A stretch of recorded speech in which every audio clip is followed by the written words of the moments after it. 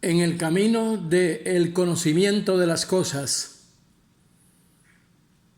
hay siempre una pregunta que solucionar.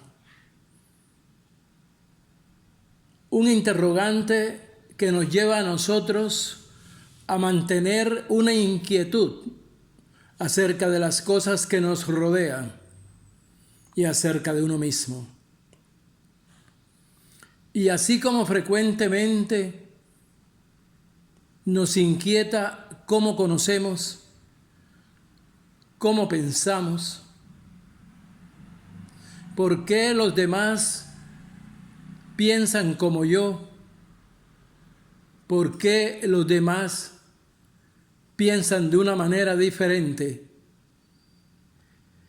Nos da a nosotros la oportunidad para meternos en el reconocimiento del fundamento interno de las cosas, del conocimiento más allá de lo que nuestros ojos ven, meternos en el hábitat del fundamento epistemológico de las cosas.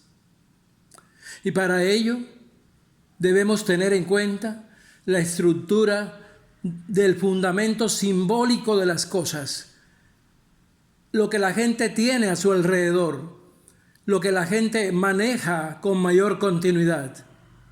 Y así como nos preocupamos por conocernos a nosotros mismos, debe mantenerse la preocupación por conocer lo que está a nuestro alrededor. El conocimiento de lo que está a nuestro alrededor es uno de los factores importantes. Y lo que nosotros tenemos a nuestro alrededor es la gran ciudad. Es la población, es la aldea. Pero también tenemos la estructura de aquellas cosas en las cuales nosotros nos mantenemos con alta frecuencia. Entre ellos, conocer las cosas que están inmediatamente con nosotros o las cosas que están en una forma amplia ante nuestro conocimiento. Y les estoy hablando entonces del fundamento epistemológico de nuestras localidades, del hábitat de nuestra ciudad, de ese movimiento interno que tiene nuestra población, nuestra aldea, nuestra ciudad. Y para hacer ese reconocimiento debemos meternos a todo lo que está por dentro, a todo lo que hace el movimiento de las sonoridades de la ciudad que anda, la ciudad que camina, la ciudad que se cruza, la ciudad que abunda o la ciudad que en un momento dado guarda silencio. Para hacer el estudio epistemológico de la ciudad en consecuencia, debemos abrir el libro de la ciudad. Y uno de los renglones que podríamos nosotros, para establecer un orden que nos ayude, uno de los renglones que nosotros en esta lectura epistemológica podríamos hacer es dividir la ciudad en aquellos elementos que le permiten su movimiento. Por citar algunos, los entes gubernamentales. Hay una importancia necesaria de tener un conocimiento de los entes gubernamentales, de la estructura gubernamental de la ciudad, de la ubicación de los entes físicos que en un momento dado faciliten el encuentro con las personas que manejan la ciudad, que están en el ente del gobierno de la ciudad, que rigen la ciudad, que organizan la ciudad. Pero además de ello, podríamos nosotros mencionar el contexto académico, por ejemplo. Y dentro del contexto académico, saber la estructura de nuestras escuelas, de nuestros colegios, de nuestras universidades. Y tener un conocimiento del movimiento académico de la ciudad. Los niños salen a la escuela. ¿Dónde está la escuela? Los niños salen al colegio. ¿Dónde está ubicado el colegio? Los niños salen a la universidad. Los jóvenes salen a la universidad. ¿Dónde queda la universidad? Dentro del contexto físico y de organización de la ciudad, ¿dónde están esos entes que en un momento dado permiten la población para que fluya lo que es la parte viva de la ciudad? Debemos tener conocimiento de ello. Además de ello, el contexto general del movimiento que se tiene, hacia dónde van nuestros universitarios, de dónde ingresan nuestros universitarios a la ciudad, cómo hacen para llegar hasta el ente universitario, por ejemplo, hablando de un renglón. Y de todo esto podríamos en un momento dado tener escalas. La ciudad y el movimiento de sus hoteles. ¿Dónde están los hoteles? ¿Dónde están esas casas grandes que nos permiten pernoctar, que nos permiten estar en tránsito como si fuera nuestra casa? ¿Cuál es la ubicación que se tiene? Porque ese es el conocimiento verdadero de la ciudad. No es saber el ente como esquema de abajo para arriba, que todas las ciudades deben tener eso. No, es conocer la ubicación misma de cada uno de los entes establecidos para yo establecer también una relación conmigo mismo y con los demás. Ese es el movimiento de la ciudad. Tiene moteles, tiene residencias, tiene hostales, tiene cantinas, tiene cabarets. Ese es el movimiento de la ciudad. No lo podemos negar. No es la ciudad ideal que en un momento dado nosotros podríamos, dentro de nuestra formación religiosa, de nuestra formación académica, de nuestra formación moral, de nuestra relación familiar, establecer. No, la ciudad se mueve en todo eso. Y nosotros no le podemos negar a la ciudad ninguno de sus elementos, sea cual fuere, sea en la parte interna o sea en las periferias de la ciudad. Nosotros no le podemos negar a la ciudad sus movimientos. Pero la ciudad también tiene almacenes, la ciudad también tiene tiendas, la ciudad también tiene puestos de mercado. Y ese movimiento de las tiendas, de los almacenes y de los puestos de mercado permiten una confluencia de movimiento de la gente y que hay necesidad de reconocer dentro de la estructura global de la ciudad. Pero metiéndonos más en detalle, en la ciudad hay reconocimiento, por ejemplo, de un hecho clave, la cocina. Los platos típicos. Esa ciudad se caracteriza por unos platos típicos. ¿Cuáles son las comidas, los usos y las costumbres que tienen esa gente en esa ciudad? Por ejemplo, hay épocas en que el movimiento de la alimentación o el movimiento de la cocina es más fluyente que en otras épocas. Por ejemplo, la Semana Santa, cuando nuestras abuelas pasaban de una cocina a otra, de una casa a otra por las puntas del corral, pasaban un plato típico y un plato típico regresaba.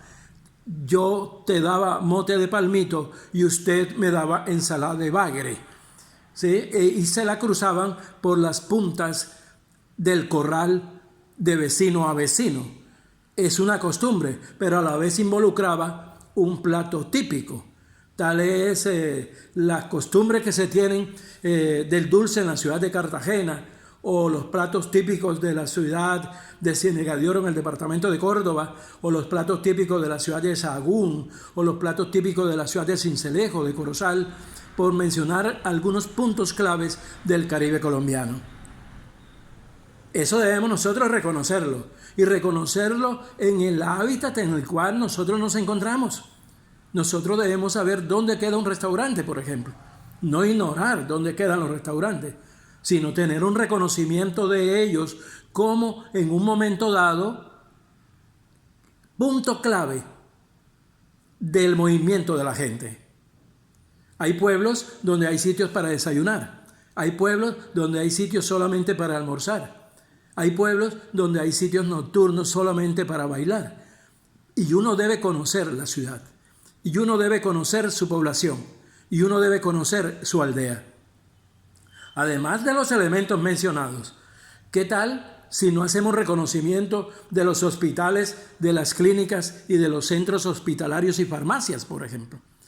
Uno debe tener un conocimiento de ello para poder ser confluyente en el movimiento que tiene la ciudad. No podemos ignorar eso. Todo lo contrario, debemos estar metidos en el rol del reconocimiento de lo que tiene nuestra ciudad, nuestra población y nuestra aldea por dentro. Que en la ciudad hay iglesias, que hay cementerios, que hay salas de velaciones, que hay tiendas fúnebres.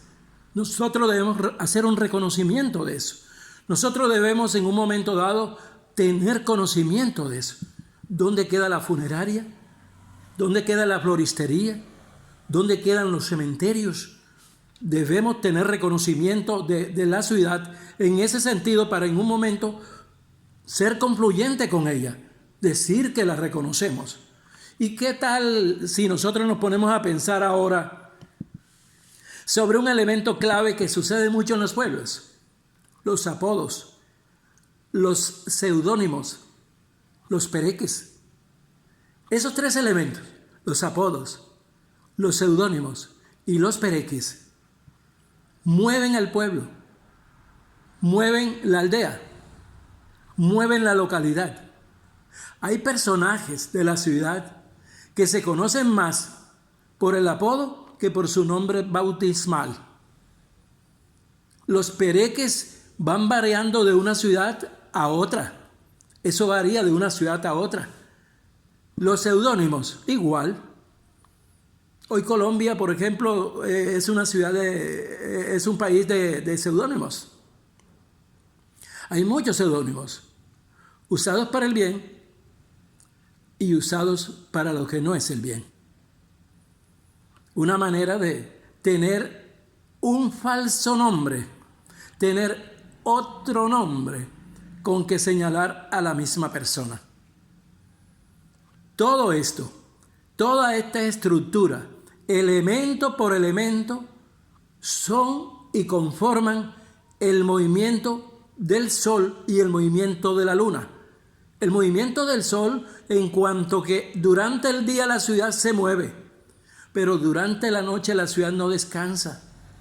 La ciudad sigue, confluye, y nosotros debemos tener un reconocimiento de la ciudad. Para ahondar en el conocimiento de la ciudad por dentro, uno debe tener el enclave de estos elementos. Yo no puedo decir que conozco tu ciudad, que conozco mi ciudad, que conozco mi aldea, si no tengo un reconocimiento de los elementos claves que hacen el movimiento diurno y nocturno de ella. Como una persona que se mueve, como una persona que se alegra, como una persona que se entristece, como una persona que muere, como una persona que resucita. La ciudad está viva y la ciudad estará más viva y será más alegre en la medida que usted y yo conozcamos la ciudad y le pongamos ternura a la ciudad. Porque si de algo en un momento dado está nuestra ciudad reclamando, es la ternura, porque el odio, el egoísmo, la persecución se ha apoderado de las esquinas de nuestra ciudad. Entonces hay que volver al reconocimiento y al respeto y a la admiración por la ciudad y sus habitantes y tener una cultura ciudadana que nos permita a nosotros ser habitantes de la ciudad que soñamos.